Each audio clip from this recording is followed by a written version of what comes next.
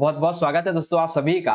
आज की ये वीडियो क्लास 12 के सभी बच्चों के लिए बहुत ज्यादा इंपॉर्टेंट होने वाली है, चाहे आप कॉमर्स, साइंस या ह्यूमैनिटीज किसी भी स्ट्रीम के स्टूडेंट हो, क्योंकि एक मेजर सब्जेक्ट यानी कि इंग्लिश सभी के पास होता है। तो यहाँ पर सीबीएसई के द्वारा जो सैंपल क्वेश्चन पेपर दिया गया है आपका 2022-23 के सेशन के लिए, यानी कि ये क्वेश्चन पेपर आपके बोर्ड एग्जाम जो 2023 में होने वाले हैं उसके लिए बहुत ज्यादा इंपॉर्टेंट है। तो यहाँ पे इसका जो सेक्शन नंबर बी है, क्रिएटिव राइटिंग स्किल्स, इसका सॉल्यूशन हम ऑलरेडी कर चुके हैं। अगर आपने वीडियो नहीं देखी है तो इसका लिंक मैं आपको डिस्क्रिप्शन बॉक्स में प्रोवाइड करा दूंगा, या फिर यहाँ से आई बटन में आप जाके चेक कर सकते हैं। इस वीडियो में हम डिस्कस करेंगे section number C. Section number C it means कि आपका जो लिटरेचर वाला पार्ट है इसको हम यहाँ पे डिस्कस करने वाले हैं। ये आपका ऑफिशियल सैंपल पेपर है, इसी को हमने अलग से बनाया हुआ है। अब यहाँ पे देखो, पहले सेक्शन बी को आपको थोड़ा इंट्रो दे देता हूँ। सेक्शन बी में हमारे 4 क्वेश्चन है। 4 क्वेश्चन में से पहला जो क्वेश्चन है नोटिस का है, उसमें भी चॉइस है। तो नोटिस में पहले कैसे आपको लिखना होता है, हर एक क्वेश्चन मैंने आपको समझाया हुआ है बहुत अच्छे तरीके से सेक्शन नंबर बी में। अगर आपने वो वीडियो नहीं देखी है तो जरूर देखना, क्योंकि सेक्शन नंबर बी को समझना बहुत इंपॉर्टेंट है। इसमें आप सिर्फ अपने थिंकिंग बेस पर और थोड़ा सा ना यहाँ पे आपको कुछ पैटर्न याद करना होता है, बस उस पर बेस्ड इजीली आप समझ सकते हैं। उसके बाद यहाँ पे इनविटेशन था एक एक्सेप्टेंस का, और एक इनविटेशन था हमें खुद इनविटेशन भेजना था। उसके बाद यहाँ पे एक लेटर टू एडिटर था, उसे किस तरीके से लिखना होता है, हर एक चीज में मैंने बहुत अच्छे तरीके से आपको समझाया था। और फिर एक था जॉब लेटर, इस जॉब लेटर को आपको कैसे लिखना है, छोटा सा छोटा पैटर्न भी यहाँ पे बहुत अच्छे तरीके से समझाता है। रिज्यूम बायोडाटा कैसे बनाना है, एजुकेशन क्वालिफिकेशन क्या बतानी है, अदर क्वालिफिकेशन जो है वो आपको क्या बतानी है, सारी चीजें। ठीक है। फिर यहाँ पे आपको एक आर्टिकल लिखना था, तो एक आर्टिकल तो मैंने लिख के आपको खुद बताया था, ये ए वाले पार्ट का है और ये किसके द्वारा लिखा गया है, आगे सारी चीजें मैंने आपको ऑलरेडी समझाई है। ठीक है। अगर वीडियो नहीं देखी है तो आप चाहो तो डिस्क्रिप्शन बॉक्स में लिंक चेक कर सकते हो, या फिर आई। अब सिंपल सा बात करते हैं सेक्शन नंबर सी। ये रहेगा हमारा टोटल कितने मार्क्स का, 40 मार्क्स का। अब यहाँ पे देखो, इस बार क्या है कि क्वेश्चन नंबर 7, 8, 9, इसमें हर एक क्वेश्चन में आपको चॉइस मिलेगी। चॉइस के साथ में आपको एमसीक्यू बेस्ड क्वेश्चन भी इसमें देखने को मिलेंगे। Even one word question and one sentence question, इस तरह के क्वेश्चन मिलेंगे, तो बहुत अच्छी बात है आपके। चलिए क्वेश्चन नंबर 7 को डिस्कस करें। Attempt any one of two extract given, दो यानी कि एक्सट्रैक्ट दिए गए हैं, कुछ लाइंस ली गई हैं, उसके आधार पर क्वेश्चन के आंसर दे रहे हैं। देखिए पहला क्या है, 7.A। तो बेसिकली ये जो आप स्टैंजास देख रहे हो, ये जो आप लाइंस देख रहे हो, एक्सट्रैक्ट है ये, वो है हमारी ए रोड साइड स्टैंड, इस वाली पोएम से। अब इसे तो आप चाहो तो इजीली पढ़ सकते हो यहाँ पे, चाहे या फिर आप जो है ऑफिशियल सैंपल वर्ड को डाउनलोड कर लो और इजीली आप इसे यहाँ से पढ़ सकते हो। ठीक है। तो हम यहाँ पे क्या करेंगे, सीधे क्वेश्चन आंसर की तरफ बात करेंगे। क्वेश्चन देखिए पहला क्या है यहाँ पे, What is the tone of the poet in the above lines? तो ये जो पोएट है, इन लाइन के माध्यम से उसका जो किस तरीके का भाव उत्पन्न होता है उसकी वाणी से, तो कैसा भाव है यहाँ पे, तो भाव है यहाँ पे सार्केस्टिक, मतलब व्यंग्यपूर्ण। यानी कि इस रोड स्टैंड साइड के पोयम में ये जो पोएट है वो किस तरीके का यहाँ पे भाव रखता है, एक व्यंग्य का, वो समाज पे व्यंग्य कर रहा है। यहाँ पे ऑप्शन में देखेंगे, option number D only third, ये राइट हो जाए। ठीक है। इसी तरीके से सेकंड देखिए, identify the phrase for from the extract that suggest the following, क्या सजेस्ट करते हैं, no one bothers to take their consent before pushing the promise of the better life their way.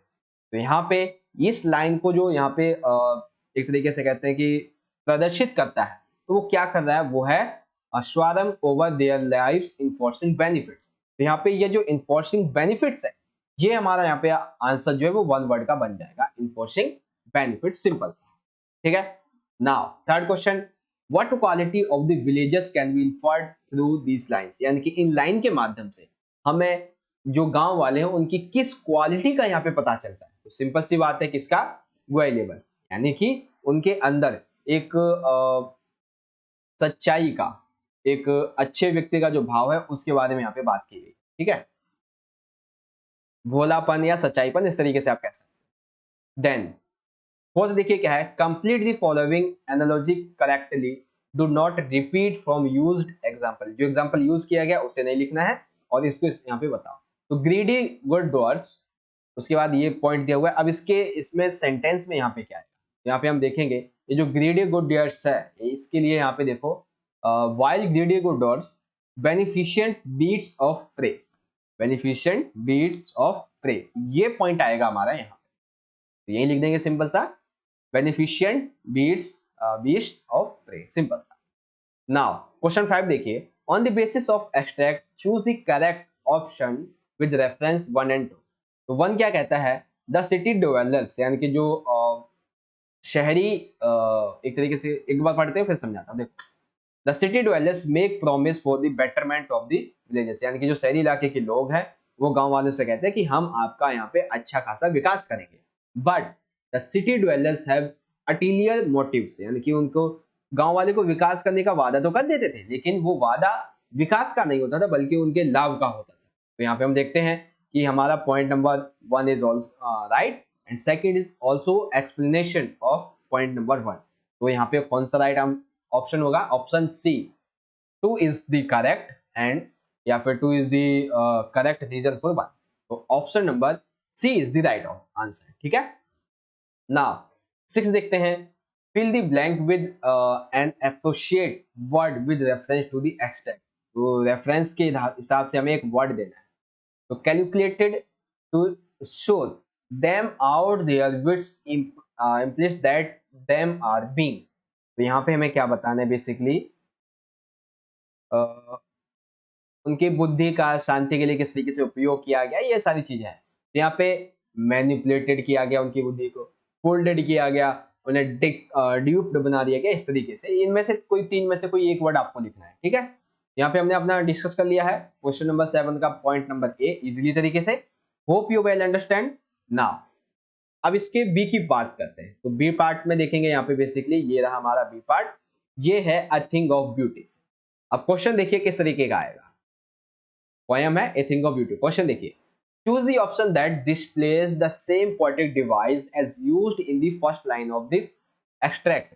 तो इस लाइन में किस डिवाइस का यहाँ पे यूज किया गया है, a thing of beauty is a joy forever। कौन सा डिवाइस है, तो डिवाइस बेसिकली यहाँ पे ये है, life is roller coaster ride, यानी कि हमारी जो लाइफ है वो एक रोलर कोस्टर की सवारी के जैसे बनी हुई है, ठीक है। तो option number B is the right answer, ठीक है। आई होप आपको समझ में आ रहा होगा। देखिए सेकंड क्या है, what does the paras above point indicate, यानी कि जो पैरा है अबोवर पॉइंट इंडिकेट, इस लाइन का यहाँ पे मतलब क्या है, तो मतलब है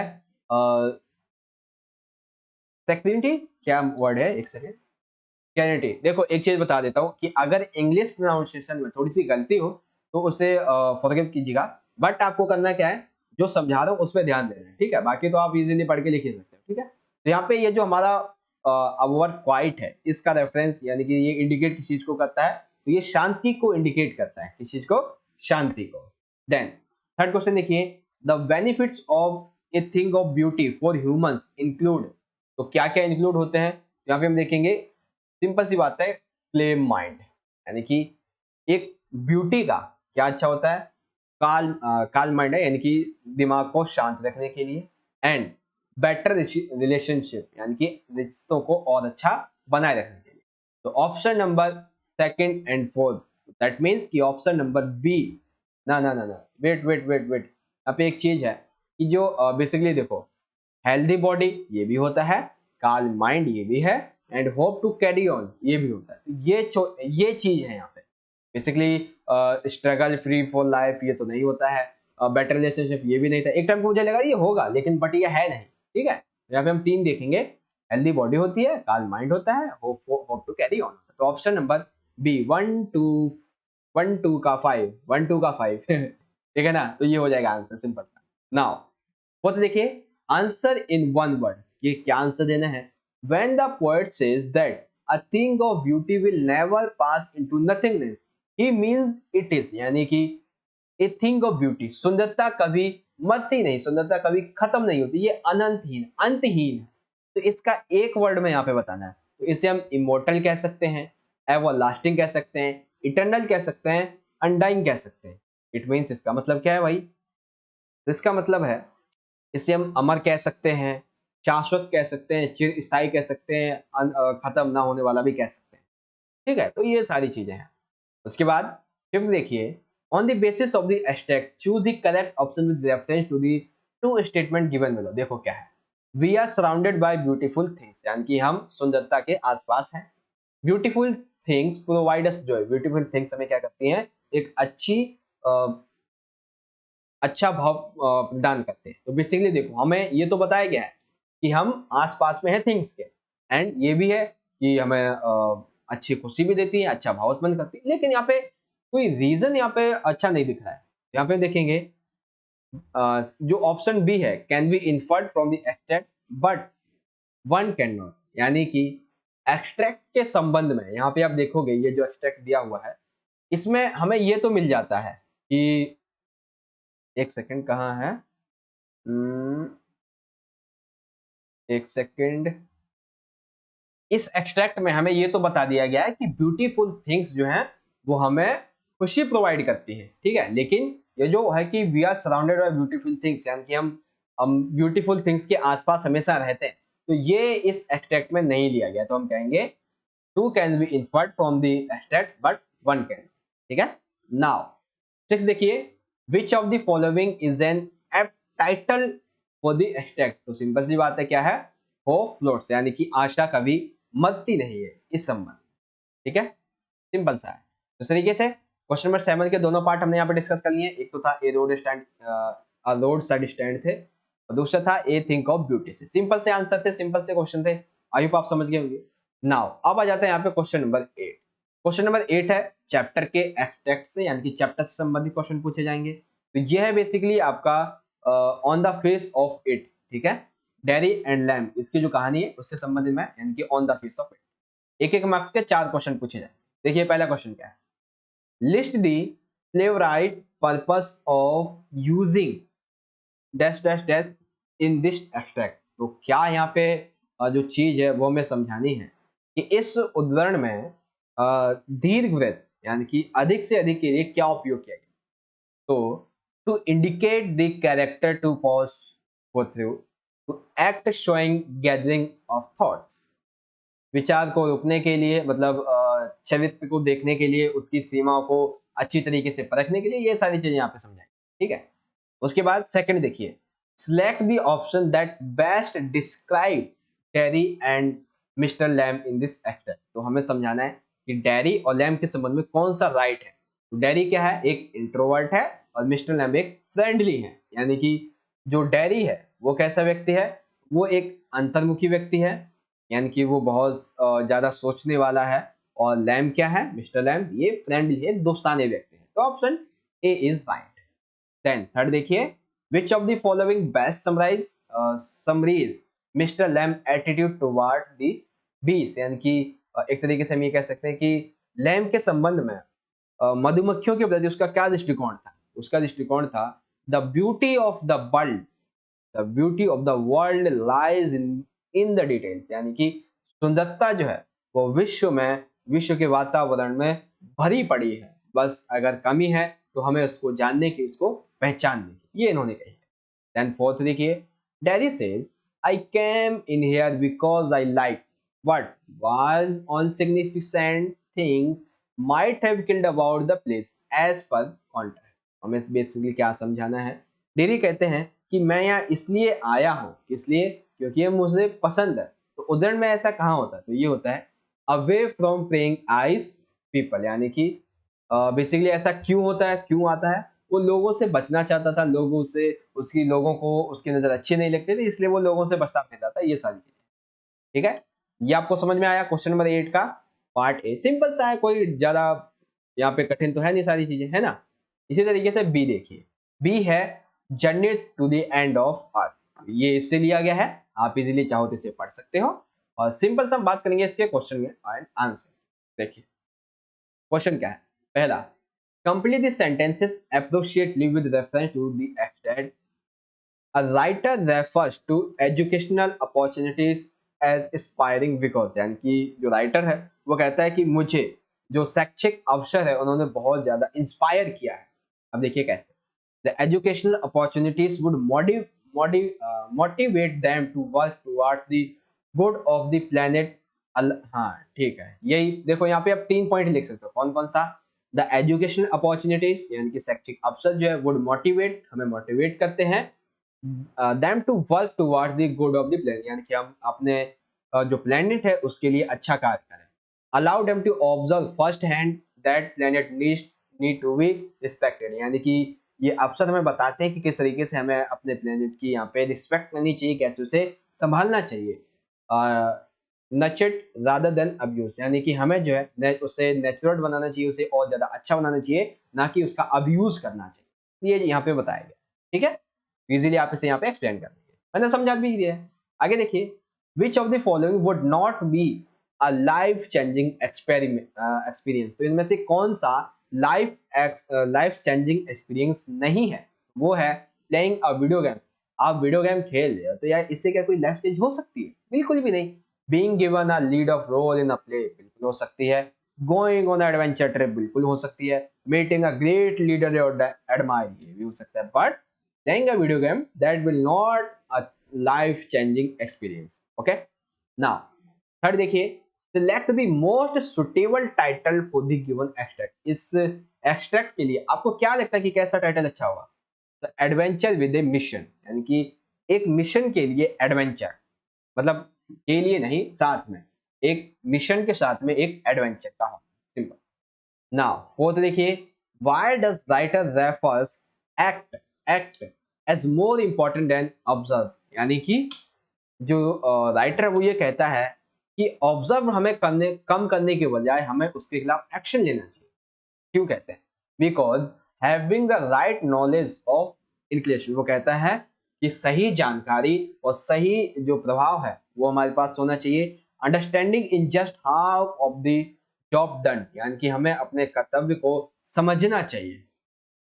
it fails to have an impact till it is applied, यानी कि यदि हमारे पास नॉलेज है, हम उसको समझ लेते हैं, अगर हमने अप्लाई नहीं करेंगे तो सिंपल सी बात है कहाँ उसका मतलब रह जाएगा?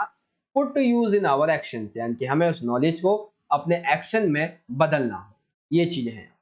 तो क्वेश्चन नंबर 8 के दोनों पार्ट, एक तो था हमारा यहाँ पे कह सकते हैं कि एक सेकेंड कहाँ चला गया, on the face of it, ठीक है, इसके संबंध में था, डेरी और लैम्प की कहानी वाला. उसके बाद यहाँ पे दूसरा जो था वो था हमारा journey to end of the earth. इस संबंध में जितने भी क्वेश्चन थे, hope you understand well. Now question number 9 को डिस्कस करते हैं. इसमें भी दो क्वेश्चन है. देखिए, ये है बेसिकली पोएट्स एंड पैंकर्स, इससे संबंधित है. आप चाहो तो इसे इजीली पढ़ सकते हो, मैं सीधा आपको इसके क्वेश्चन आंसर को समझाऊं. चलिए देखिए, हाँ, select the option that completes the given sentence appropriately, यानी कि ये सेंटेंस दिया हुआ है, हमें चूज करना है कि कौन सा यहाँ पे सही होगा. तो देखो, stages of worldly experience in the given context with refers to, यानी कि हमें ये बताना है कि अगर हमें वर्ल्ड का एक्सपीरियंस करना है तो इस संबंध में कौन सा यहाँ पे सही होगा. सिंपल सी बात है, situations that required one to be street smart, यानी कि वह वैसे सिचुएशन जो किसी एक के लिए स्मार्ट बनने के संदर्भ में होगी, इस संबंध में. ठीक है, तो ये चीज हमें समझाती है कि वर्ल्ड एक्सपीरियंस का यहाँ पे क्या मीन्स है. सिंपल सी बात है कि अगर आपको वर्ल्ड का एक्सपीरियंस करना है तो आपको खुद स्मार्ट बनना होगा, बस यही चीज है यहाँ पे. ठीक है, देन सेकंड देखिए, select the suitable word from the extract to complete the following analogy, that is shield, closed, propelled, that is क्या है, कैटअपलेटेड, यानी कि कैटअपलेटेड. इसका मतलब क्या है? इसका मतलब सिंपल सा है, गुलेल. तो सील बंद और उसके बाद प्रोपेल्ड, यानी कि एक गुलेल की तरह होता है. उसके बाद थर्ड देखिए, select the correct option for the filling in the blank. The harm done to the actors was an A या फिर N. तो क्या आएगा यहाँ पे आएगा अनइंटरनेशनल नहीं, अनइंटरनेशनल एक्ट, यानी कि एक ऐसा कार्य जो कि कह सकते हैं अनजाने में हो गया हो, उस संबंध में. ठीक है, उसके बाद फोर्थ देखिए, based on the above extract choose the statement that is true for the legal advisor. Legal advisor के संबंध में कौन सा यहाँ पे सही है? राइट ऑप्शन होगा option number C, he did not gel well with others in department, यानी कि जो कानूनी सहायक सलाहकार होते हैं उस संबंध में विभाग के अन्य लोगों के साथ में एक अच्छा व्यवहार बेसिकली नहीं करते हैं. तो ये एक लीगल एडवाइजर के संदर्भ में राइट है।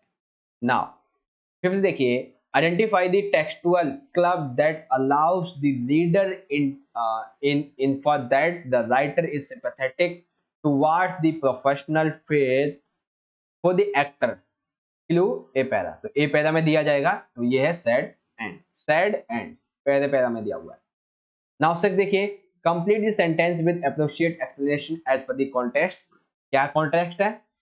The writer use the word uniform to refer to the outfits of department members because just like a uniform, यानी कि राइटर जो है वो एक यूनिफॉर्म का यहाँ पे शब्द का उपयोग करते हैं, किसके लिए? डिपार्टमेंट के मेंबर्स के लिए। क्या इज यूनिफॉर्म? क्या है? Uniform is a common dress code for all similarly there appeared, यानी कि यूनिफॉर्म जो है वो एक कॉमन सा ड्रेस कोड होता है लोगों में समानता लाने के लिए, उनके कपड़ों को और अच्छा दिखाने के लिए। Dress was nearly to same loose khadi shirt, मतलब खादी शर्ट खादी धोती, यानी कि एक कॉमन सी ड्रेस होनी चाहिए, खादी शर्ट है खादी धोती, इस तरीके। तो समझ में आ गया आप सभी को ये वाला भी। इस तरीके से हमारा यहाँ पे ये जो क्वेश्चन नंबर 9 का पहला पार्ट था, नहीं एक सेकंड, यही है क्या? नहीं नहीं, नीचे आएगा।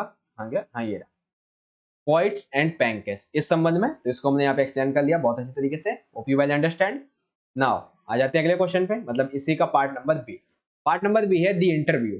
पार्ट नंबर बी है हमारा दी इंटरव्यूज के संबंध में। तो ये हमारा पहला दिया हुआ है, और इस पहला के संबंध में देखिए क्वेश्चन क्या है। पहला क्वेश्चन है, what is the most likely reason some people consider the practice of interview and smart.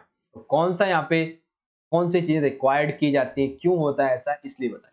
तो सिंपल सी बात है, क्रिएटिविटी ऑफ इमेजिनेशन, आपकी इमेजिनेशन की क्या क्रिएटिविटी हो सकती है इंटरव्यू के दौरान, उसके लिए आपको इंटरव्यू की प्रैक्टिस करनी होती है, ये यहाँ पे बताया गया। ठीक है, देन सेकंड देखिए, rewrite the sentence by replacing the underline phrase with the inference, यानी कि इस को हमें अंडरलाइन के संबंध में क्या करना है, सिंपल सा इसको सही करके लिखना है, सिंपल सा है। ठीक है, तो सेलिब्रिटीज फील दैट इंटरव्यू, यहाँ पे क्या है? डायमेंशन देम, तो यहाँ पे हम लिखेंगे मेक्स देम अपीयर ऑर्डिनरी, यानी कि वो उन्हें और ज्यादा खास बनाने के लिए उनका एक इंटरव्यू लिया जाता है। ठीक है, नाउ थर्ड देखिए, on the basis of extract choose the correct option with reference the two statements given below. ठीक है, देखिए celebrities don't consent to be interviewed, यानी कि वो एक तरीके से हम कह सकते हैं कि अपने आप से इंटरव्यू के बारे में यहाँ पे बातों को नहीं करते। ठीक ठीक है, यानी कि वो इंटरव्यू के लिए बेसिकली ज्यादातर तैयार नहीं होती है। इंटरव्यूअर्स क्या है?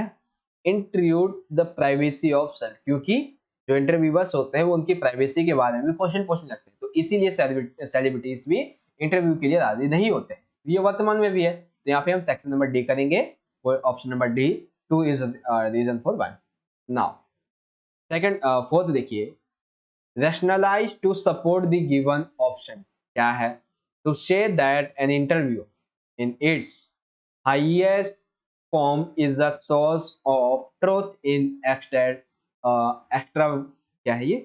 एक्स्ट्रावेजेंट क्लेम, यानी कि सिंपल हमें बताना है ये कहना कहाँ तक उचित होगा कि साक्षात्कार जो है, यानी कि जो इंटरव्यूअर है वो अपने उच्चतम, अपने आप को एक बहुत हाई लेवल का एक अच्छा स्रोत मानता है किस संबंध में? एक असाधारण होने के दावे के संबंध। तो यहाँ पे हम देखो सिंपल सा इसका ये आंसर लिख देंगे। ठीक है, सिंपल हो जाएगा। पांचवा देखिए, replace the underline word with autonomy from the extract. तो क्या है यहाँ पे दिखा हुआ है सपोर्टर्स, तो यहाँ पे हम लिख सकते हैं विक्टिम्स। ठीक है, सपोर्टर्स की जगह हम विक्टिम्स लिख देंगे। सबसे आखिरी है the author's views on interview in the extract can be described as statement based on, किस बेस पर? तो एक फैक्ट के बेस्ड पर हम इंटरव्यू जो है उसके व्यूज को यहाँ पे इंडिकेट कर सकते हैं। तो इस तरीके से क्वेश्चन नंबर बी जो है हमारा यहाँ पे आपको समझ में आ गया होगा, मतलब क्वेश्चन नंबर 9 का ये हो गया हमारा यहाँ पे पॉइंट्स एंड पैंकेज के संबंध में। Then question number B part जो है वो था हमारा द इंटरव्यू के संदर्भ में। Hope you well understand all these questions. Now आगे बढ़ जाते हैं अगले सेक्शन की तरफ, अगले क्वेश्चन की तरफ। Question number 10, answer any 5 of the following, यानी कि 5 क्वेश्चन दिए हुए हैं, इनमें से मैं किसी मतलब 6 दिए हुए, किसी 5 का उत्तर लिखना है, ठीक है। देखिए पहला क्वेश्चन क्या है, you realise the true value of a thing only on losing it, यानी कि आपको उस चीज का तब एहसास होता है, उस चीज की इंपॉर्टेंस तब पता चलती है जब वो खो चुकी होती है। Comment on the statement in the light of the story the last lesson, यानी कि लास्ट लेसन स्टोरी के संबंध में आपको इस स्टेटमेंट को जज करना है। चलिए आइए जज करते हैं भाई बहुत अच्छे तरीके से। देखो कॉमन प्रॉब्लम क्या है, कॉमन प्रॉब्लम फेस्ड बाय, एक सेकेंड, द लास्ट लेसन वहां पे कैसे पहुंच गया, एक सेकंड, मैंने कहीं दूसरा क्वेश्चन सा नहीं पढ़ दिया।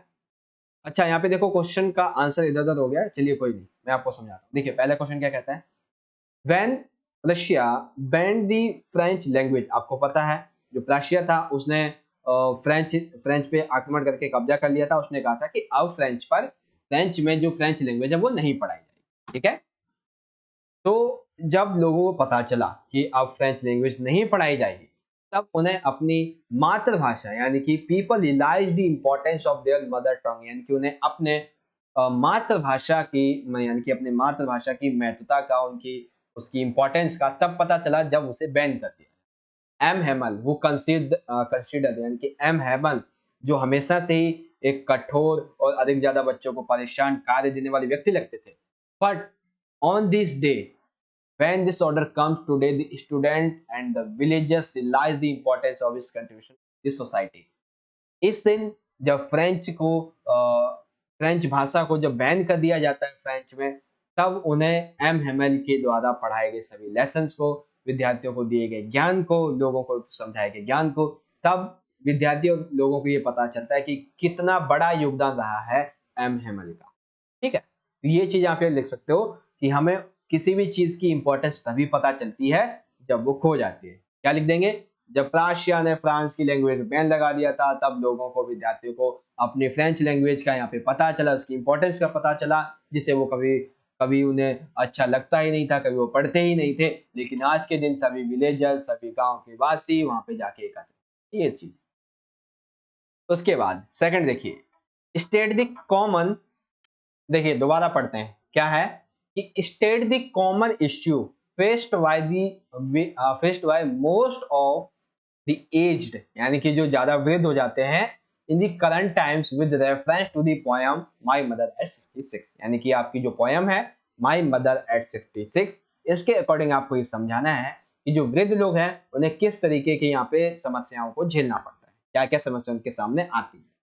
देखिए सबसे पहली समस्या तो ये आती है, कॉमन प्रॉब्लम, वो ये है कि there should be no help when the childrens go away, यानी कि इनके बच्चे होते हैं, मतलब जब आप अपने दादा दादी को देखते हो तो आजकल उनके बेटे फिर उनके जो पोते होते हैं वो कभी उनके साथ तो रहते नहीं है, तो ऐसे में जब उन्हें ज्यादातर अपने बेटे या पोतों की सहायता होती है, सहायता चाहिए होती है, उस टाइम कोई उनके साथ में नहीं होता है। उसके बाद फीलिंग ऑफ लोनलीनेस और lack in spite of everything, यानी कि वो अपने आप को एक अकेलेपन जैसा महसूस करते हैं कि उनके पास कोई है नहीं, सब कुछ होते हुए भी, स्पाइट ऑफ एवरीथिंग, सब कुछ होते हुए भी उनके पास कुछ नहीं है, वो अकेले हैं। अब देखिए एक्सप्लेनेशन कैसे करते हैं, द पोएट यूज्ड, यानी कि इस बेसिकली जो पोयम है इसमें the poet used to stay away from his mother and when he meets her he is very sad to share condition, यानी कि इस कविता में माई मदर एट 66, इस कविता में जब पोएट अपनी माँ से मिलता है, जो कि बहुत दूर चला गया होता है बहुत टाइम के लिए, वापस जब आता है तब वो अपनी माँ की हालत को देखते हुए बहुत ज्यादा दुखी हो जाता है, क्योंकि उसे लगता है, उसे तब अपनी गलती का एहसास होता है कि काश मुझे इस टाइम पे जब मेरी माँ ज्यादा बूढ़ी हो गई है तो मुझे अपनी माँ के साथ अब होना चाहिए, क्योंकि अब उन्हें एक सहारे की जरूरत है, अब उनके इस अकेलेपन को भरने की जरूरत है। ठीक है, तो ये चीज आप इसमें लिख दो, सिंपल सा क्वेश्चन था, कोई डाउट नहीं होगा, ठीक है। अब देखिए थर्ड क्या है, what do we came to know about authors of Lost Spring Anees Jung through her interaction with Saheb and Mukesh, यानी कि लोस्ट स्प्रिंग के राइटर अनीस जंग, इसके संबंध में हम साहिब और मुकेश के संबंध में क्या बातों को यहाँ पे देखते हैं। तो कौन कौन सी बातें आ जाती हैं, देखिए पहली है अ डिटेल्ड व्यू, यानी कि इसका एक नजरिया हम देखते हैं, कैसा नजरिया, तो नजरिया देखिए क्या है, नजरिया यहाँ पे ये है कि on gets greatly affected by their plate at and a feeling of sensitivity या फिर हम ये कह सकते हैं सिंपैथी अराइज टुवर्ड्स देम, यानी कि बेसिकली उनकी दुर्दशा से, अनीश जैन मुकेश और साहिब की दुर्दशा से काफी ज्यादा प्रभावित होता है, ठीक है, उनके प्रति सहानुभूति वाला भाव रखता है या फिर ये कह सकते हैं संवेदनशील होता है। She herself feels helpless about her inability to do anything for them, यानी कि वो अपनी योग्यता होने के बावजूद भी उन लोगों के लिए कुछ नहीं कर पाता है, इसके लिए वो काफी ज्यादा गिल्टी फील करता है अपने आप, ठीक है। तो ये चीज आप यहाँ पे लिख दोगे। आपको समझ में आ गया क्या हमें पता चलता है और किस तरीके से वो हेल्प करता है। देन थर्ड देख, यानी कि अब है हमारा फोर्थ, गिव टू रीजंस। कौन से two reasons? Why according to Pablo Neruda, Pablo Neruda के according keeping quiet essential to attending, या फिर यहाँ पे ऑब्टेनिंग होना चाहिए था, attending a better more peaceful world keeping quiet. यानी कि हमें सिंपल सा ये समझाना है कि पेब्लो नेरूदा के अनुसार एक बेहतर अधिक शांतिपूर्ण विश्व प्राप्त करने के लिए चुप रहना, इस संबंध में कोई दो कारण बताइए। यानी कि अगर हमें एक अच्छा बेहतर शांति वाला विश्व प्राप्त करना है तो इस संबंध में चुप रहना होगा, ये सारी चीजें, ठीक है। तो देखिए बेसिक एडला, एडला कहता है despite knowing the truth about, एक सेकेंड, हम तो डी कर रहे हैं ना, हाँ हम तो डी कर रहे हैं, देखो, makes in introspect and reflect upon our actions, यानी कि यदि हम चुप रहते हैं, शांत रहते हैं, तो इस संबंध में हम क्या कर सकते हैं, अपने आप को अच्छे से अंदर से समझ सकते हैं। Help to better understand ourself and what we want, यानी कि हम खुद को समझ सकते हैं, हमें क्या चाहिए, कैसे प्राप्त कर सकते हैं, ये सारी चीजें आ जाती हैं। Enables us to realise that many of our mindless actions are only harming us and not giving us happiness, यानी कि यदि हम जो है वो थोड़ा क्रोधित हो जाते हैं या फिर हम थोड़ा ज्यादा बोल जाते हैं, तो ये सारी चीजें हमारे माइंड को, हमारे लिए बहुत ज्यादा हानिकारक होती है, ठीक है। हमें ये महसूस करने में सक्षम बनाता है कि कोई कार्य हमें किस तरीके से नुकसान पहुंचा सकता है और उस नुकसान से कैसे उभर सकते हैं और वो कार्य हमें नहीं करना चाहिए। ये सारी चीजें जब हम शांत रहते हैं तो एक असाधारण विश्व को प्राप्त करने में मदद करती है, सिंपल सा, ठीक है। वो भी आपको समझ में आ गया होगा। अब देखिए ई क्या है, ई कहता है if the Christmas sprite is about selfness, forgiveness, and becoming better versions of ourselves, among other things, Adla Wilson is the epitome of the spirit. इस कथन के संदर्भ में हमें ये बताना है, justified with 2 points of evidence from the letter, यानी कि हमें सिंपल सा ये बताना है कि एडला जो है वो विषम के बारे में सब कुछ जानती थी या जानता था, जो भी है। यानी कि देखो, क्रिसमस के टाइम पर जो एक अच्छी भावना है, क्षमा करने की भावना, अन्य बुरी चीजों को अपने अपने से दूर करने, अलग करने की भावना जो है, वो एक बेहतर संस्करण, बेहतर अच्छा बनाने के लिए यहाँ पे बात करता है। तो इस संबंध में एडला और विल्सन की यहाँ पे बात करेंगे। एडला और विल्सन के संबंध में हम ये लिखेंगे कि एडला जो थी, despite knowing the truth about the peddler, यानी कि एडला को पेडलर का पूरा यहाँ पे एक उसको नॉलेज थी इसके बारे में, gave him shelter and treated him with full respect, forgiveness, यानी कि एडला के किन गुणों का यहाँ पे पता चलता है, तो वो है सबसे पहला forgiveness, यानी कि क्षमा योग्य। तो एडला को पेडलर के बारे में सब कुछ पता था कि ये एक रेक्टर है, लेकिन फिर भी एडला ने उसे अपने जो कक्ष है उसमें बुलाया, उसे कॉफी के लिए ट्रीट भी दी थी, ठीक है। Even invite him for Christmas next year, यानी कि एडला ने उसे नेक्स्ट ईयर के लिए क्या किया था, इनवाइट किया था कि आप जो है नेक्स्ट ईयर भी यहाँ पे जरूर आ सकते हैं। ये क्या समझाते हैं, ये better version for health self, यानी कि वो अपने आप को भी और अन्य लोगों को भी बहुत अच्छे तरीके से समझती थी। ये चीजें यहाँ पे तो एडला एंड विल्सन की इस पॉइंट को आप यहाँ पे लिखो, ठीक है ना।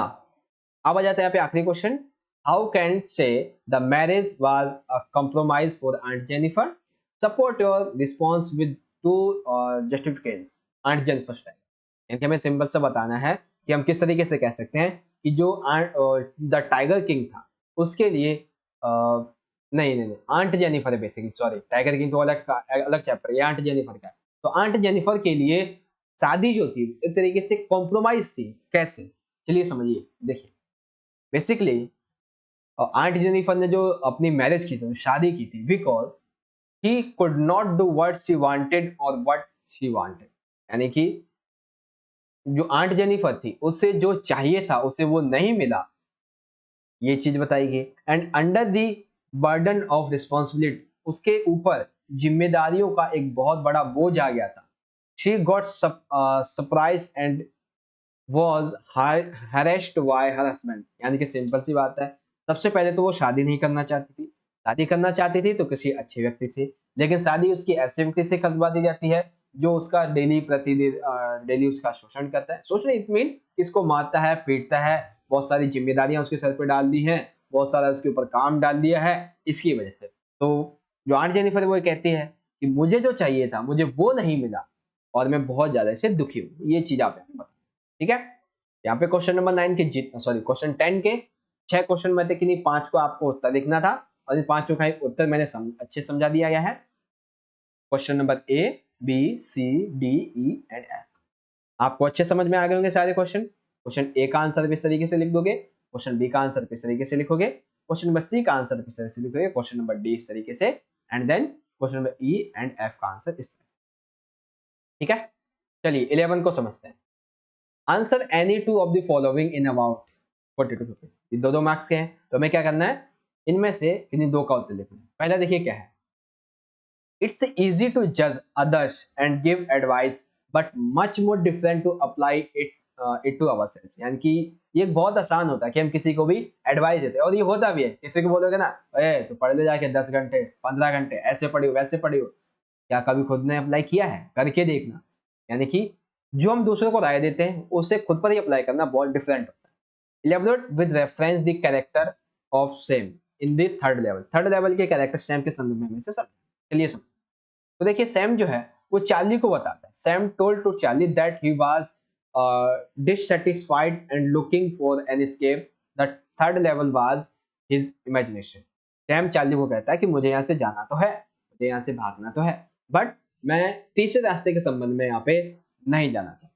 बट एट द एंड, लेकिन चैप्टर के एंडिंग पॉइंट पे the Sam is revealed the true of Sam, मतलब बेसिकली सैम जो है उसे जो तीसरा लेवल होता है, जो थर्ड लेवल होता है, वो उसे दिख जाता है और वहां से भाग गया। She went in search of the third level himself, यानी कि वो थर्ड लेवल को एक तरीके से उसे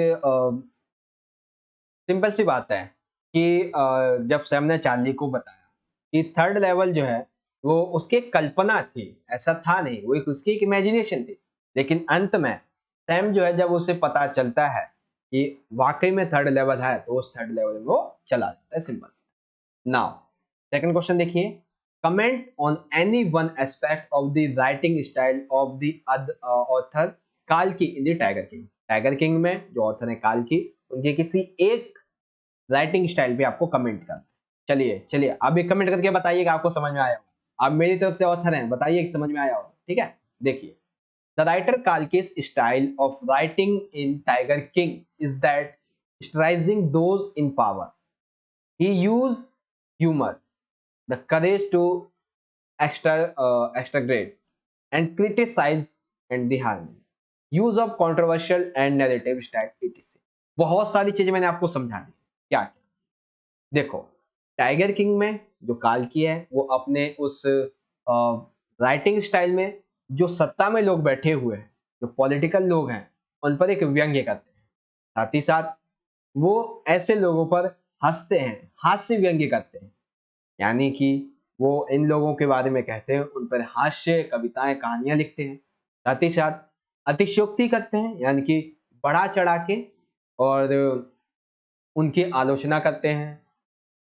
एक अच्छी और एक कहानी और कविता लिखने की यहाँ पे बात करते हैं। साथ ही साथ कंट्रोवर्शियल, यानी कि एक ऐसी स्टाइल, एक ऐसा स्टाइल जिसमें लोगों को लगे कि हाँ वाकई में यहाँ पे आलोचना की गई है, उस स्टाइल का यहाँ पे ये यूज करते हैं। सिंपल सा।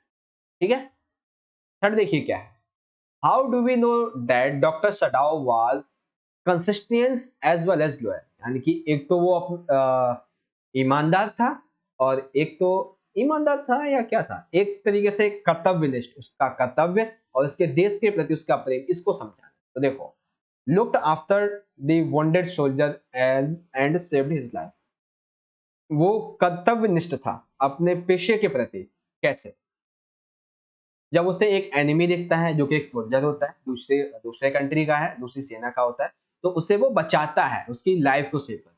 लेकिन अपने देश को अपने देश के प्रति प्रेम को निभाते हुए वो क्या करता है, उस एनिमी के बारे में जो जनरल होता है उसे इन्फॉर्म करते हैं और जनरल उसे जेल ले जाते हैं। यानी कि डॉक्टर के रूप में उसने उसकी मदद की और एक राष्ट्र के नागरिक के रूप में उसने जनरल को बताया, और जनरल को बताने से पहले उसने भगा दिया था, या मुझे कहानी थोड़ी सी याद नहीं है अभी, सौंप दिया था या भगा दिया था, मेरे को याद नहीं आ रहा अभी। वैसे तो अगर आपको पता है तो कमेंट बॉक्स में बताना कि जिसको डॉक्टर सदाव ने बचाया था, जिस एनिमी को, जिस सोल्जर को, क्या उसे भगा दिया था या फिर उसे जनरल के हवाले कर दिया था, आप बताना मुझे, ठीक है ना। तो इस तरीके से क्वेश्चन नंबर 11 के दोनों पार्ट हो गए हमारे। एक सेकंड कहाँ गया, हाँ, क्वेश्चन में 11 के 3 पार्ट है बेसिकली, ए बी सी, और इन तीनों का आंसर कैसे लिखना है मैंने आपको बता दिया, ए बी सी। इन दोनों का आंसर आपको इस तरीके से लिखना है। नाउ क्वेश्चन नंबर 12, बहुत बड़े बड़े 5-5 मार्क्स के, 12 एंड 15। देखिए answer any one of the following. देखिए क्या है, सबसे पहला द प्रो सिलेक्शन, दो ये प्रोस है कौन कौन से, डी वाटर एंड इंडिगो से लिए गए, और किसके लिए, bring out of the importance overcoming fear in order to able to lead our life successful. यानी कि इंडिगो और डीप वाटर, इन संबंध में ये जो लाइंस ली गई हैं, इसके संबंध में हमें बताना है कि हमें किस तरीके से जो फियर है उससे आउट कर सकते हैं, क्या इसकी इंपॉर्टेंस है। ठीक है, आपको इमेजिन करना है किस संबंध में कि आप एक मोटिवेशनल स्पीकर हैं, आपको एड्रेस करना है हाई स्कूल के स्टूडेंट को। ठीक है, चलिए आप इस तरीके से स्टार्ट कर सकते हैं, गुड मॉर्निंग स्टूडेंट्स, इस तरीके से। ठीक है, तो चलिए स्टार्ट करते हैं। Good morning students, we all know that we all know what it's look we all know what it's look like to be afraid. Fear is our body's natural response to specified threat or danger. डर हमारे लिए, हमारी society के लिए, हमारे विकास के लिए बहुत खतरनाक है। यहाँ पे थोड़ा सा चीजों को हम यहाँ पे और सिंप्लीफाई करके समझते हैं। ठीक है, किस तरीके से सिंप्लीफाई करेंगे, एक सेकेंड। हाँ देखो, fear is a fear is the biggest killer of our dreams that never lets us succeed. डर एक बहुत बड़ा कातिल है, बहुत बड़ा अपराधी है, किसके लिए, हमारे सक्सेस के लिए। It is the voice inside you that says you can't and it gets stronger when you lie down. ये एक ऐसी आपके अंदर की आवाज है जो कहती है आप नहीं कर सकते हो, और जब आप इसे सुनते हो तो आप बिल्कुल ही नहीं कर सकते। Fear is our inner voice from which we should not be afraid, but fear it get and the victory। कि fear हमारे अंदर की एक ऐसी आवाज है जिसे हम सुनते हैं, सुन के हम बहुत ज्यादा डर जाते हैं और fear जीत जाता है। You must bring out courage within yourself to do the thing that you fear the most। यानी कि आप इस अपने डर से किस तरीके से कह सकते हो, कैसे छुटकारा पा सकते हो, कैसे ओवरकम कर सकते हो, कैसे इसे बाहर निकल सकते हो। तो जिससे आपको डर लगता है, आपको वही चीजें बार बार रिपीट करनी चाहिए, वही चीजें आपको करनी चाहिए। फेलियर में कम, हालांकि आपको जब डर से आप बाहर निकलोगे तो फेलियर बहुत सारे आएंगे, but does it to make an effort. इसका मतलब ये तो नहीं आप एफर्ट करना छोड़ दोगे, आप अपनी तरफ से कार्य करना छोड़ दोगे। आप डर को किस तरीके से वापस डर को खत्म कर सकते हो, उसके संबंध में कार्य करते हो। अब यहाँ पे समझो द ट्रैप, जो डीप वाटर है उसके संबंध में, need to face our fear, devise a plan and work through it. यानी कि हमें अपने डर को फेस करना चाहिए, उससे लड़ना चाहिए, एक प्लान बनाना चाहिए, उसके काम करना चाहिए। For example William Douglas deep water की बात हो रही है, work through his fear rather than giving into it. William Douglas अपने जो डर है उससे लड़ता है, ना कि उसके सामने घुटने टेक देता है। When the peasant gathered around the cottage in क्या है, Motihari, it was a step towards overcoming the fear। यानी कि बेसिकली क्या होता है कि मोतिहारी में जब किसान जो है वो आपस में एक दूसरे के साथ में एकत्र होते हैं, तब वो अपने डर पर काबू पाने की दिशा में एक कदम उठाते हैं। Required determination, Christians, it works Douglas months to overcome his fear of water and learn swimming, यानी कि उसे कई महीने लग जाते हैं तब वो अपने इस पानी से, उस स्विमिंग के डर से बाहर निकलता है, वो फाइनली स्विमिंग सीख जाता है। इसी तरीके से आपको अपने डर का सामना करना है और एक प्लान बनाना है और उस पर काम। When the world beats you, you stand up once again and show the world that you are made of, never gas up on success। यानी कि जब आपको लगे कि आप असफल हो रहे हो, लोग आपको कहें आप असफल हो रहे हो, आप ये नहीं करते, तब आपको दोबारा से खड़ा होना है और एक बार फिर से काम पे लग जाना है और उन्हें दिखाना है कि हाँ मैं ये कर सकता हूँ। You try and keep trying and try again. आप कोशिश करो, कोशिश करते रहो, फेल हो जाते हो फिर भी कोशिश करते रहो। One day you will get success, एक दिन आपको सफलता जरूर मिलेगी। Remember when you giving up, याद रखना जब आप हार रहे हो, आत्मसमर्पण कर रहे हो, you come one step closer to success, उस समय आप सक्सेस के एक स्टेप और पास आ चुके हो। You are not afraid, you are courageous when you are strong not weak, don't hold hard work, give up. ये कुछ यहाँ पे पॉइंट है, इजीली आप इसे समझ लेना, ठीक है, मैंने समझा दिया है। और अब चंपारण के संबंध में देख लेते हैं। एक तो हमने देख लिया था इंडिगो के किसान के बारे में। It look nearly a year to get justice for the peasants in Champaran, यानी कि तकरीबन 1 साल लग गया था चंपारण के जो किसान है उनको अपने डर, यानी कि उनको अपने इस सत्याग्रह को सफल करने में। Stand is unity when fighting a common fear, यानी कि एकता हमारे लिए बहुत ज्यादा जरूरी है जब हम डर से लड़ रहे हो। Only when the people in Champaran were they able to overcome the fear and fight for justice, यानी कि जब वो न्याय के लिए लड़ रहे होते हैं तब चंपारण में वो एक साथ एकत्र होते हैं और एकता की शक्ति को दर्शाया। सिंपल सा। तो हालांकि काफी बड़ा आंसर मैंने बता दिया, बस आपको इसमें से अराउंड 50% लिखना है, ज्यादा नहीं लिखना, ठीक है, आपको पूरे 5 मार्क्स मिलेंगे। आपको समझ में आ गया होगा। क्वेश्चन नंबर 12 का हमारा पार्ट नंबर है। अब इसी 12 का पार्ट नंबर बी समझते हैं। पार्ट नंबर बी है बेसिकली हाँ, इस बी के संबंध में हमें यहाँ पे ये देखो, ये एक तरीके से है कहानी, कहानी नहीं, एक तरीके से हम ये भी कह सकते हैं कि क्या कहें इसको, वार्तालाप है। हिंदी में, शुद्ध हिंदी में कहते वार्तालाप है, कम्युनिकेशन है बेसिकली। तो हमें यहाँ पे इमेजिनेशन करना है खुद को। Imagination conversation between Sophia and mother and aunt Jennifer, देखिए Sophia, Sophia's mother and aunt Jennifer, इनके बीच में कन्वर्सेशन हो रही है। तो आपको एक great create these exchange with reference to reference the two extent given above, यानी कि हमें किस तरीके इनके बारे में एक कम्युनिकेशन यहाँ पे स्टार्ट करवानी, उसके बारे में लिखना है, ठीक है। चलिए छोटा सा मैं आपको बताऊंगा ताकि कोई ज्यादा दिक्कत ना हो। एक सेकेंड। हाँ, Aunt Jennifer shares about her lose of identity, use of art as means to express a deep down desire and feelings, यानी कि आंट जेनिफर ने अपनी गहरी इच्छाओं और भावनाओं को व्यक्त करने के साधन के रूप में कला का उपयोग किया था, ठीक है। लेकिन लोगों ने उसको क्या किया है, एक बेसिकली कहते हैं कि नुकसान के पहुंचाने के संदर्भ में बताया है। लेकिन Sophia's mother shares information about her cerebral role all her time in spite in meeting the needs of the family as no life of her down, यानी कि सोफी की माँ जो है वो अपनी दासी की भूमिका के बारे में, अपनी घर में दासी की भूमिका के बारे में जानकारी साझा करती है कि उसका सारा समय उसकी सोफी की मदर के परिवार के लिए ही लगा रहता है, ठीक है। वो सारी सारी जरूरतें उसी की पूरी करती रहती है, उसका कोई अपना परिवार नहीं, कोई उसकी परिवार, अपने परिवार के प्रति कोई जिम्मेदारी नहीं है। Sophia's mother stay home while all others go to witness Danny Kashi football match, यानी कि सोफी मदर जो है, सोफिया की मदर, वो घर पर ही रहती है, बाकी सब जो है वो डैनी केशी के फुटबॉल मैच को देखने के लिए जाते हैं। Out feel bounded with responsibilities, यानी कि सोफिया की मदद जो है एक तरीके से रिस्पॉन्सिबिलिटी के इस बंधन से बंधी हुई थी। बोथ हैव डोमिनियन हस्बैंड्स, यानी कि दोनों की हस्बैंड जैसे वो काफी ये कह सकते हैं कि थोड़े हट्टे कट्टे थे, उन पे अत्याचार करने वाले थे। They do not have a से इन दी फैमिली मैटर्स, यानी कि उन्होंने कहा था कि तुम महिलाओं को फैमिली मैटर में बात करने का, सुझाव देने का कोई अधिकार नहीं होगा। There seems to be no likelihood of any change in their status, यानी कि उनकी स्थिति में बदलाव की कोई संभावना नजर नहीं आ रही थी, चाहे आंट जेनिफर हो चाहे सोफिया की मदर।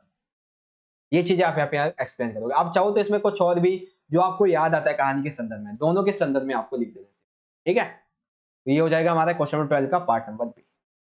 अब पार्ट नंबर ए की बात करते हैं, क्वेश्चन नंबर 13।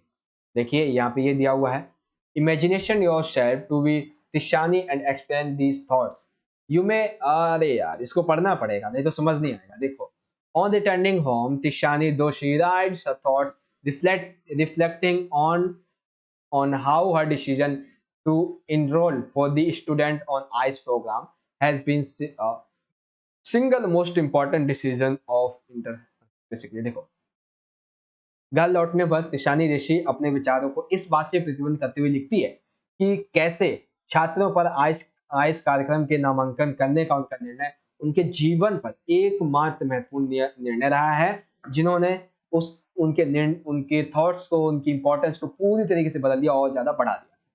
तो इसके संबंध में आपको एक पूरी की पूरी कहानी लिखनी है, ठीक है। चलिए, ऑन द टेंडिंग होम, घर वापस आने पर। अरे ये तो मैंने सिंपल सा वही लिख दिया, कहाँ गया, एक सेकंड, सेम लिख दिया है या कुछ चेंज है? हाँ, देखो, कई बार आप कुछ चीजें सेम लिख सकते हो, ये चीज मैंने बिल्कुल सेम लिख दी है, ठीक है। कि घर आने के बाद तिशानी उदेशी अपने जो डायरी वगैरह होती है जब उसमें लिख रही होती है तो कहती है कि आज आइसक्रीम के आइस प्रोग्राम के संबंध में जो मैंने स्टूडेंट के नाम लिए हैं, जो मैंने निर्णय लिया है, वो बहुत ही बड़ा है मेरे इस जीवन का। आई एक्सपीरियंस कंप्लीटली डिफरेंट, ये जो एक्सपीरियंस था वो बहुत ही ज़्यादा डिफरेंट था एनी अदर, किसी अदर प्रोग्राम के संबंध में। To visit a landscape that is not inhabited by humans and so still relatively pristine। यानी कि एक सेकेंड, बाकी के अनुभव जो है उसकी तुलना में ये जो आइस प्रोग्राम का, ये आइस का जो लैंडस्केप था, इसका जो अनुभव रहा है वो बहुत ज्यादा अलग रहा है बाकी अन्य लोगों से। Provide and insist into the earth past, यानी कि जहाँ पे हम गए थे इस प्रोग्राम की वजह से हम अर्थ के पास्ट को समझ सके हैं। प्रेजेंट एंड फ्यूचर, अर्थ के पास्ट, अर्थ का प्रेजेंट क्या, अर्थ का फ्यूचर क्या होने वाला है, कैसा प्रदूषण है, पहले कैसा था, वर्तमान में इसकी क्या संभावनाएं हैं, ये बताइए। made her dwell deep into the state faced by environment and the earth itself due to human activity। यानी कि इसकी वजह से हमें ये पता चला कि किस तरीके से ह्यूमंस जो है उन्होंने पर्यावरण को नुकसान पहुंचाया है, प्रदूषण किया है, और जितने भी ह्यूमन एक्टिविटीज हैं उसकी वजह से अर्थ प्लेनेट बहुत ज्यादा संकट में बढ़ता जा रहा है। Realize how little changes can have a major impact on the environment and therefore they need to take care of all small things। यानी कि इसकी वजह से जो क्या नाम था, अभी हमने लेखक का देखा था, भूल गया मैं, क्या नाम था, हाँ, तिशानी दोषी कहती हैं कि इस संबंध में जब हम वहाँ पे गए तो मुझे हर एक छोटी चीज किस तरीके से एक बड़ा चेंज लेके आ सकती है उसकी इंपॉर्टेंस का पता चला, ठीक है। इसीलिए अब से हम पर्यावरण के संबंध में, अर्थ को सेव करने के संदर्भ में, इवन हर एक खुशी को बचाने के संदर्भ में, खुशी बांटने के संदर्भ में छोटी से छोटी चीजों का ध्यान रखना। And any opening experience Relight how everything on this earth is interlinked. यानी कि इस संबंध में जितनी भी वस्तुएं, जितनी भी चीजें इस अर्थ पे हैं, उनका सभी से एक दूसरे से बहुत गहरा संबंध है। ये चीजें यहाँ पे दर्शाई गई हैं। The trip Indeed had a life changing impact, यानी कि जो ट्रिप थी वो उनके लिए एक लाइफ चेंजिंग इम्पैक्ट के थ्रू काम करती है, उनकी लाइफ को बहुत ज्यादा चेंज कर दिया था। किसकी, तिशानी जोशी को। कौन सी ट्रिप ने? ये जो आइस प्रोग्राम की ट्रिप थी, इस trip.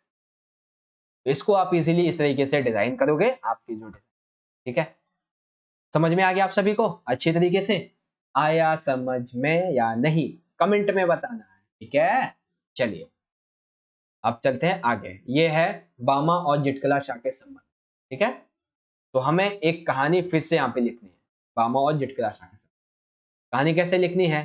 As per part of research compare the contest experience feeded by two and their response this experience. यानी कि पामा एंड जिटकलासा, इनके एक्सपीरियंस और इनके जो रिस्पॉन्स है इसके संबंध में हमें एक बेसिकली दो चार सेंटेंस लिखना है, ये चीज है। तो बेसिकली देखो, सबसे पहले आते हैं बोथ, कौन से बोथ? जिटकलासा एंड बामा। Both face discrimination. अब इस डिस्क्रिमिनेशन का मतलब क्या है? तो इसका मतलब है, एक सेकेंड, भेदभाव, अर्थात दोनों को भेदभाव का यहाँ पे सामना करना पड़ा। Zitkalasa were discriminated against because of cultural differences, while Vama felt discrimination because of his caste. Zitkalasa किसके संबंध में उसने भेदभाव फेस किया? सांस्कृतिक तौर पर। बट जो बामा थी उसे किस तरीके का भेदभाव सामना करना पड़ा था? एक छोटी कास्ट के संबंध। Zitkalasa revealed and refuse to cut his hair. Zitkalasa ने विद्रोह किया अपने बाल कटवाने के संदर्भ में। He put up a strong fight, thought he eventually had to give up। यानी कि उसने अपने बालों को कटवाने के संदर्भ में इस सांस्कृतिक भेदभाव के संदर्भ में लड़ाई लड़ी, लेकिन वो पूरी तरीके से कामयाब नहीं और उसे गिव अप करना पड़ा। Bama not angry, Bama not angry and wanted to touch the packet of vadai to teach a lesson to the landlord। यानी कि वो वदाई के उस पैकेट को छूना चाहती थी जो ऊंची जाति का था, बामा, बट ऐसा हो नहीं पाया। बट हिज एल्डर ब्रदर, उसका बड़े भाई, directed him to calm down, ताकि शांत हो जाओ, ऐसा मत करो। he showed her the way to remove discrimination। ने कहा कि तुम इस भेदभाव को खत्म नहीं कर सकते हो, लेकिन वो मतलब कि जो बामा थी, उसे बाद में पता चलता है कि कैसे वो इस भेदभाव को खत्म कर सकते। Both worked hard to achieve excellence in education. दोनों को अपनी एजुकेशन में बहुत ज़्यादा मेहनत करनी पड़ी थी पाने के लिए। बोथ सक्सेस, दोनों ही सक्सेस हो जाती हैं। राइटर्स अमंग देयर थिंग्स, यानी कि दोनों सक्सेस हो जाती है, एक राइटर्स बनती है अदर थिंग्स के साथ। He has written a lost thing to evils of the discrimination and operations, thus continuing the fight of the justice for his communities. यानी कि दोनों अच्छी शिक्षा पाके जब समाज में अच्छा नाम कमा लेते हैं, अच्छी शिक्षा पा लेते हैं, तो इस भेदभाव के संबंध में लोगों को जागरूक करती हैं, उनके संबंध में कहानियां कविताएं लिखती हैं और लोगों को समझाती हैं, आंदोलन चलाती हैं, बहुत सारी चीजें, मतलब आंदोलन तो नहीं, थोड़े से समूह बना के आपस में किस तरीके से इस भेदभाव को खत्म करना है, ये चीजें बताती हैं। ठीक है, तो फाइनली यहाँ पे हमारा जो क्वेश्चन पेपर था कंप्लीट कर लिया है हमने। इस तरीके से हमारा जो सेक्शन नंबर सी था, ठीक है, जो कि आज का हमारा कहाँ गया, हाँ ये सेक्शन नंबर सी कंप्लीट हमने यहाँ पे समझ लिया है। आशा करता हूँ कि आपको सारी चीजें बहुत अच्छे तरीके से समझ में आई होंगी। क्वेश्चन पेपर का पार्ट हमने कंप्लीट समझ लिया। अगर आपको सेक्शन नंबर बी समझना है तो आप यहाँ पे आई बटन में लिंक आएगा, या फिर आप डिस्क्रिप्शन बॉक्स में जाके इस लिंक को चेक कर सकते हो और इजीली आप उसे रीड आउट कर सकते हो। ये क्वेश्चन पेपर बहुत अच्छे तरीके से मैंने आपको समझा दिया है। आशा करता हूँ सारी की सारी चीजें आपको समझ में आई होंगी। वीडियो अच्छी लगी हो तो ज्यादा से ज्यादा वीडियो को लाइक करना और अपने दोस्तों के साथ भी ज्यादा से ज्यादा शेयर कीजिएगा। ठीक है, मिलेंगे आपसे अगली वीडियो में, तब तक के लिए आप पढ़ते रहें और अपना ख्याल रखें। धन्यवाद। जय हिंद, वंदे मातरम।